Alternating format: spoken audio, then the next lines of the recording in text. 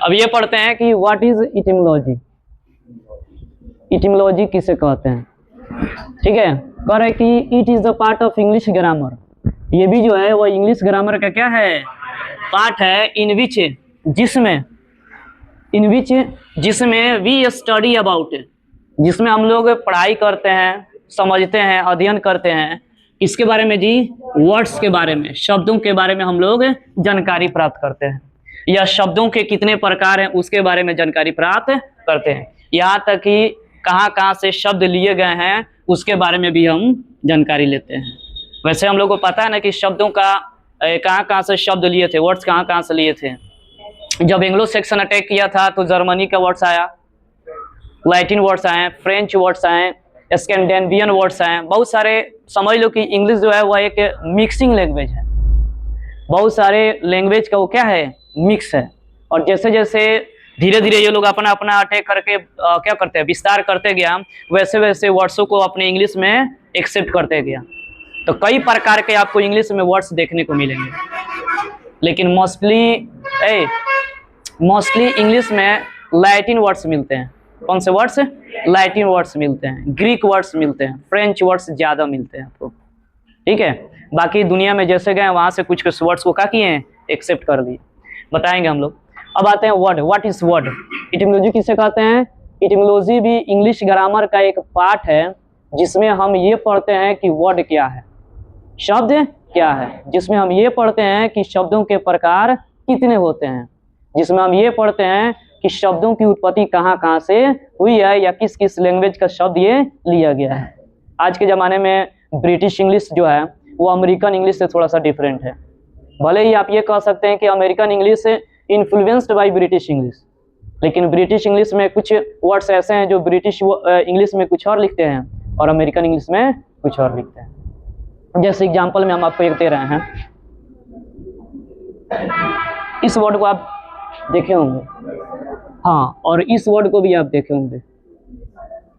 दोनों वर्ड सही है, कलर, दोनों वर्ड क्या है, लेकिन इस वर्ड का प्रयोग ज़्यादातर अमेरिका में किया जाता है और इस वर्ड का प्रयोग ज़्यादातर कहाँ किया जाता है?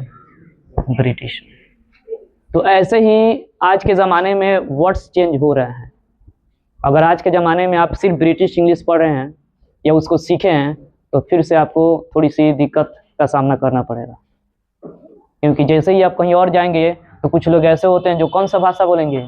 American English. फिर वहाँ पे कन्फ्यूज़न। हमारे यहाँ फ्लैट बोलते हैं, अमेरिका में जाओ उसको अपार्टमेंट बोलेगा सर। हमारे यहाँ कार पढ़ते हैं, उधर जाओगे कैब बोलेगा सर। समझे बात को? हमारे यहाँ पुलिस बोलते हैं, उधर जाओगे तो कॉप बोलता है, कॉप। जैसे मान के चलो कि ये पुलिस वर्ड है ना जी, तो हम लोग तो पुलिस बोलते हैं, लेकिन उधर जाओगे तो क्या बोल देगा? कॉप। तो कुछ चीज़ें हैं जो हमें सीखने की ज़रूरत है। कुछ वर्ड्स हैं, अमेरिकन वर्ड्स हैं, फेमस वर्ड्स हैं, उसको सीखने की ज़रूरत है। ठीक है, तो ये चूंकि बात ऐसा है ना कि अमेरिका आज के ज़माने में देख रहे हो, जब मन कर रहा है तभी कहीं अटैक कर दे रहा है।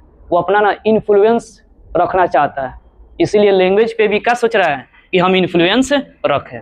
इसलिए जैसे जैसे थोड़े थोड़े चीज़ों को क्या कर रहा है? बदलाव कर रहा है। ठीक है, इस पे आते हैं।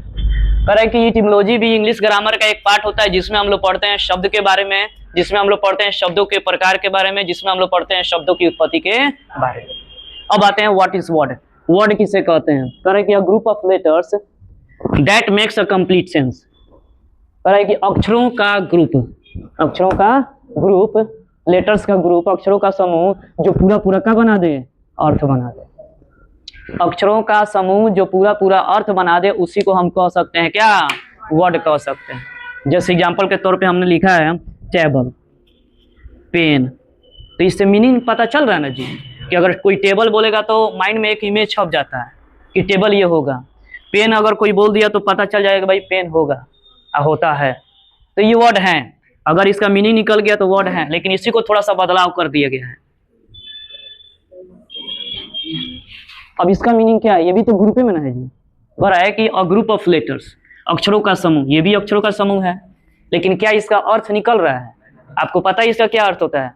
मेरे को भी नहीं पता है इसका क्या अर्थ होता है, क्योंकि होता ही नहीं है। होता तो पता चलता ना। तो इस कंडीशन में तब आप इसको क्या कहेंगे? वर्ड कहेंगे। वर्ड कहेंगे जी? नहीं। वर्ड होने का दो शर्त है, एक तो ग्रुप में होना चाहिए, लेटर्स का ग्रुप होना चाहिए, और दूसरा क्या होना चाहिए?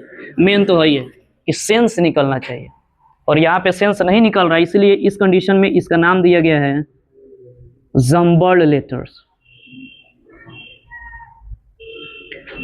कौन सा लेटर्स है? जम्बल्ड लेटर्स, मतलब ऐसे लेटर्स जिनका कोई अर्थ नहीं हो, भले ग्रुप में हो लेकिन कोई अर्थ नहीं हो। ठीक है, अब आते हैं काइंड्स ऑफ वर्ड्स को लेके। वैसे हम देखते हैं पहले जमाने में पढ़ते आ रहे हैं कि कितने प्रकार के वर्ड्स के काइंड्स होते हैं? 8। अभी थोड़ा सा बढ़ा दिया गया, एक्स्ट्रा निकाला गया 2 को, एक को बोला गया डिटरमाइनर और दूसरे को आर्टिकल, और इन सब को मिला के क्या बोला जाता है? पार्ट्स ऑफ स्पीच बोला जाता है। ठीक है, ये 8 को मिला के या 10 को मिला के हम लोग क्या बोलते हैं? पार्ट्स ऑफ स्पीच, और यही शब्द के प्रकार हैं, और इन्हीं सब को हम लोग फिर से पढ़ेंगे। ठीक है, तो चलिए कल मिलते हैं, धन्यवाद।